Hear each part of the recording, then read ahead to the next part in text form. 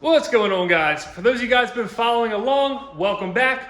For those of you who haven't, we are knee deep in the middle of a 1,000 horsepower Kong 2650 C6 ZR1 build. I was hoping to use the stock bottom end of the car so we could just slap everything together and get it running quick, fast, and in a hurry.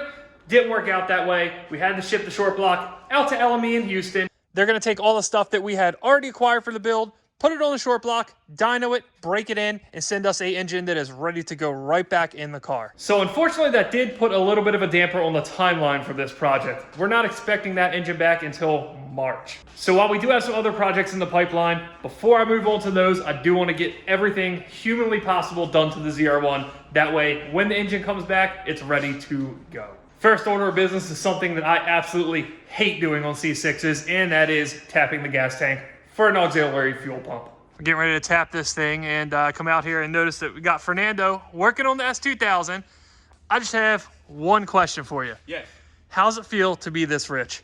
This is rich. What are you talking about? Look at the ZR1 Prior. Look at that titanium. This is gonna be the most expensive part of the car so far. Yeah. I have a stock muffler on my car, and this guy has a titanium exhaust. Super rich. You ready to do it? No.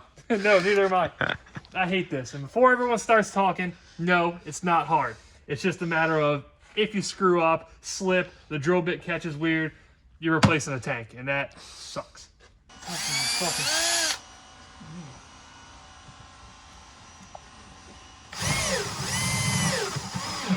Oh. There we go. That went pretty well. I think that was better than the last time I did this. So It's probably because you did it before and you know what you get into. Maybe. Now we have to go in there, deburr all that, and should be good. Okay. Not Only bad. one side, right? Not bad. Yeah, you only do that. That's the only hole you have to drill. Okay. Could have been a lot worse. I might have stopped a little short, but I'd rather pull these out myself than having to go into the tank. So All right. we'll deal with it. All right, so we deburred it. We got our tap going. We're gonna go right about to that black line there to make sure we don't go too far. This is one of the weirdest, sketchiest connections you'll ever make. The fitting that goes in really only gets hand tight. It feels really awkward. It feels like there's gonna be a leak, but in my last car there wasn't. Hopefully there won't be in this one either. So we're gonna finish up tapping it, go ahead, lift the front of the car, let the rest of the fuel drain out. That way we can get it nice and dry so the sealant that we're gonna put on our fitting sets up pretty nice. So this is one of those things that I really trust, but you're 100% sure it's gonna work, so. What? Well, you're doing it. We've all seen that video on Facebook. What? The guy dropping the vet off the lift. Oh, okay. We're about the replicate. So that's a Corvette owner stuff? Yes. Okay. Well, I think he was just a tech. At least I'm doing it to my own car. Okay. Ooh. All right, we should start. Yeah, we see the fuel. Yeah. Right there? There we go. All right, we're gonna very carefully. Don't even look at the car. Let's not make any sudden moves. All right. I'm kind of curious to know how you get into this conclusion What do you mean? to do this kind of process. Well, you have to drain the tank. If you're doing it on jack stands or something like that, you could just simply let the car down on the backside. It's not really an option here. If it was side to side, we could do it because of the locks. But as you see, we lift the front. It's going to put out all that gas right there. Okay. We're going to put it back down as soon as it stops, and then we'll have a nice dry surface around the hole there. Okay. That we can clean, put sealant on, and stick the fitting in. Cool. So while we're waiting for that tank to dry, I want to show you guys what we got going on in here with the fuel setup for the car. So this is the out-of-the-box DSX Auxiliary fuel pump kit. It's a very common thing for people to use on these cars. It handles great power, very simple to install. It's like $1,000. Can't really go wrong with it. And this is where it gets a little interesting. This is the pump and filter setup that it comes with. It's a Walbro. I'm not sure exactly what size, although Dave did tell me it's just escaping me at the moment. My last car, I used it, great success. No problems, no fuel issues, no worries. However, this one, it's gonna make a little more power, require a little more fuel, and it seems to be no rhyme or reason, but half the people using this, making 1,000, 1,100, start having pressure drop issues. I don't want to deal with that. I don't want to chance it and take it to the dyno, find out that I'm having issues, and then have to bring it back, fix it, do another pump setup, and then take it back to the dyno. So I decided to just go with a bigger pump from the jump. So this is a kit from Synergy that is made specifically to cure that pressure drop issue that I was talking about. This is a much more stout pump. This is a Bosch 044 variant by AEM. It already has the filter on the outside. And if you notice, it is the exact same size. In fact, it is a full plug-and-play kit made specifically for that DSX aux pump kit. Could you or I make one cheaper? Absolutely. But at the end of the day, you're only saving a couple $100. We don't have to worry about making a nice wiring harness for it. It's all there, so I'm happy to spend that money. It's a super nice product by Synergy. Even if you buy both of these, you're still significantly under the price of a full 4 system. It's much easier to install. You don't have to drop the tanks. And I think this is gonna provide us with everything we need as far as fuel goes. Y'all finished up? Oh, trying to see what's going on. I don't know if it's gonna be really loud, but I'm nervous. I hope it's loud. No, it's not. Looks good. Wow, that's not loud at all.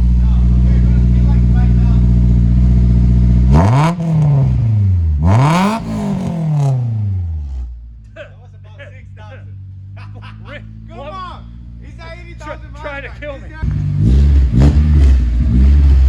Whoa, whoa, whoa, whoa, hey! What? Got him. Oh, come on!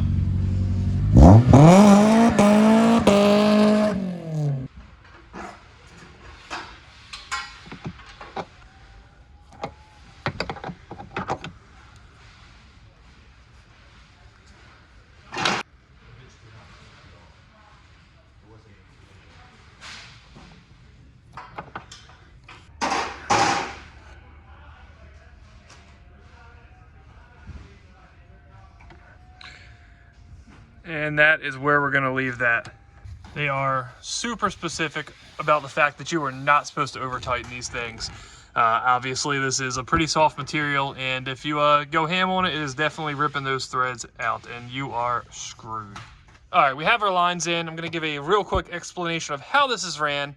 There is one 90-degree stainless hardline, which is the feed from the tank. Comes down here. This is a T that goes off to the pump. This also goes off to the pump.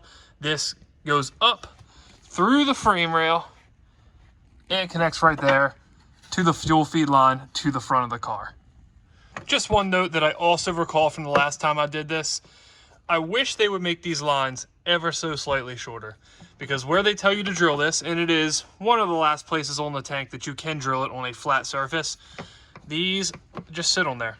Doesn't make a lot of sense to me. I feel like it was very easily remedied, but what are you gonna do? Now that we have our lines on there, we move on to the bit of this project that is a little more subjective. As you guys know, we're not running the DSX pump, we're running this. So we have to mount things a little differently and play around with it. I haven't done this before, but I guess we're gonna figure out and hope it works. So first order of business, if you happen to be using this kit as well, and I'm sure a lot of you guys recognize this gem here, this is just a universal Bosch 044 mounting bracket. First thing I had to do was cut down those legs. We don't have a ton of room in there, unfortunately, so we are really working with what we got there. It looks like that's gonna make it so we can actually mount the thing in there. We are all mocked up in here. The number one priority when we're doing this is to make sure whatever we're doing, however we're mounting the pump, however we're running these lines, does not put awkward pressure on this fitting, because again, it is super delicate. This one is done much better than my last car. It's much firmer in there, but regardless, we want to be real careful because, as you guys have heard me complain about multiple times, I don't want to drop a tank. And one of the things that makes this whole ordeal so terrifying is, even though everything is tight to spec, we were super careful not to put any odd tension on that. You can still move these by hand. Not going to do it much, but just so you get the idea. There's nothing else we can do. It didn't leak on the last car. I don't see why it will leak on this one, so here we are.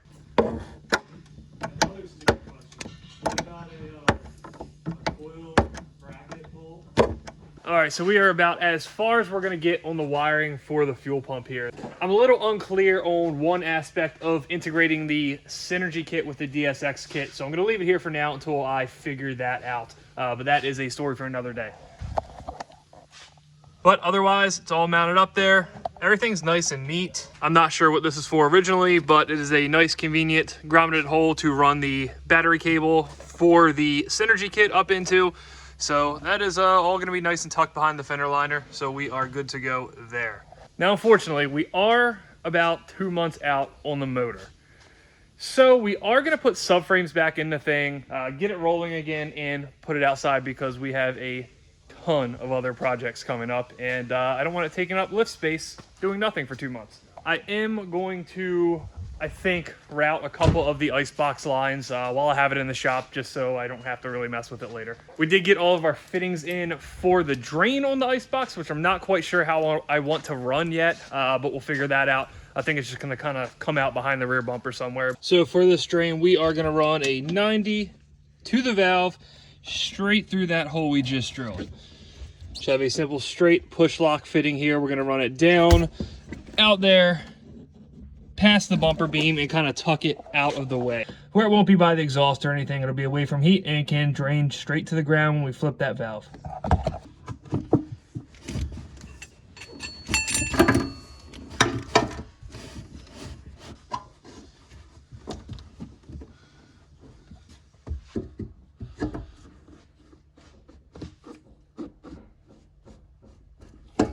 That is what we are left with. Not bad for eyeballing it. Fits through there pretty clean. This is the drain hose. We're gonna hack it off right about there.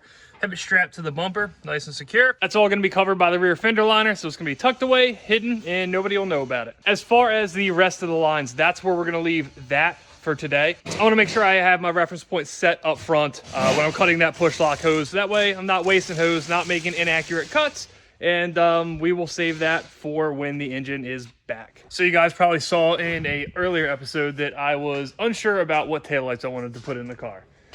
Fortunately, the decision just made itself. The Morimoto that I had hanging out of here to access the hole for the icebox drain here was hanging just like this.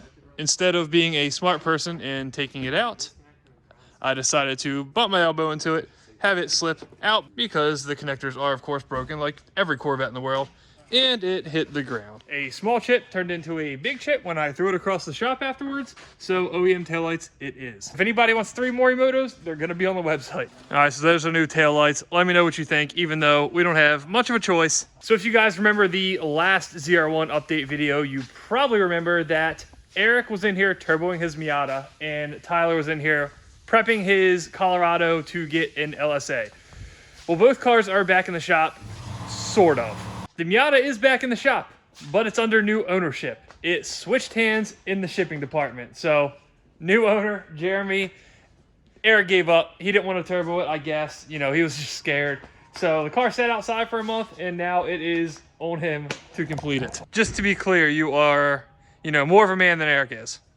So I guess other than, the rusted manifold there, it didn't really fare too bad outside. That's patina. That looks great. Patina, yeah. Yeah, that's a phrase I like to use in my stuff that also looks like shit. As far as Tyler, his LSA is in, but not a Colorado. We had a piece of junk GTO roller laying around that for whatever reason he decided was cooler than his Colorado. I can't fathom why, but he did. So here we are. Check out this beauty. All right, so what's the plan? Today, putting the standalone wiring setup in there, try to get it fired up, get some fluids in it and whatnot. So it's running today, is what I gathered. If I'm lucky, yeah. Well, in case you guys were wondering, an LSA fits beautifully inside a GTO engine bay, other than the fact that it won't clear the hood. So we're gonna have 2 drunk cars here, Austin's and Tyler's, with superchargers sticking out of the hoods.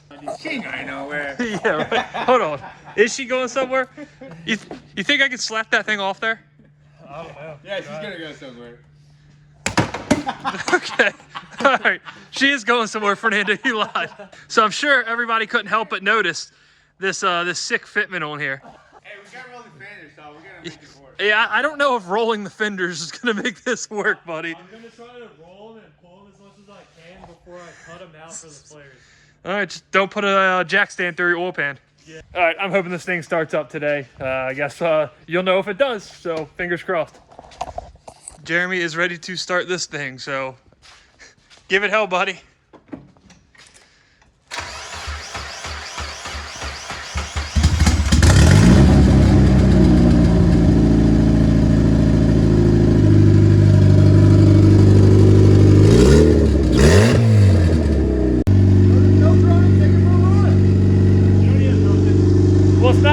so I guess that's a win. One down, one to go.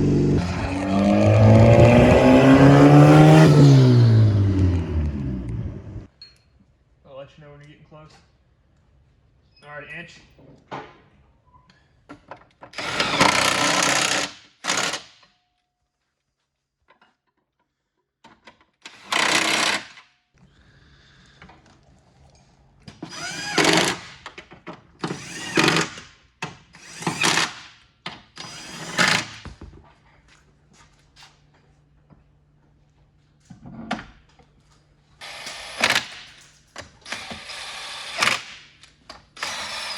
So this is what is left. Just a sad, sad heap of parts. We just tossed what we could in the engine bay. The rest of it is back here in the hatch. And this is the end of the road until we get the engine back from LME. So you ready to push this thing outside to its final resting place? Add the collection of parts. Yeah, the collection of junk that rots outside at this shop.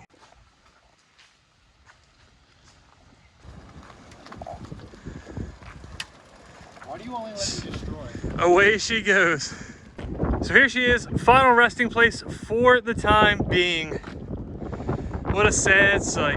Hopefully we can get that engine back from LME ASAP and get my baby back on the road. Fortunately, we do have some newfound lift space, which means we can get cracking on something else. My vote is for Dalt's car right here. Tag him in the comments, say, Dalt, finish your piece of shit. That way, the minute mine's back together, we can drag them. But it looks like that's gonna be a wrap for today. Unfortunately, Tyler ran into some issues. The GTO is a no-go for today, maybe next weekend. Otherwise, we got a ton of new parts in for the Tesla. We have another track day next weekend for it. And then we did just get in a very, very special car. In fact, it is the most expensive car we've ever bought through leasing parts. So I have a special video coming out about that, which I am super pumped to make. I hope you guys enjoyed it. If you did, like, subscribe, all that good stuff. I will see you guys next time.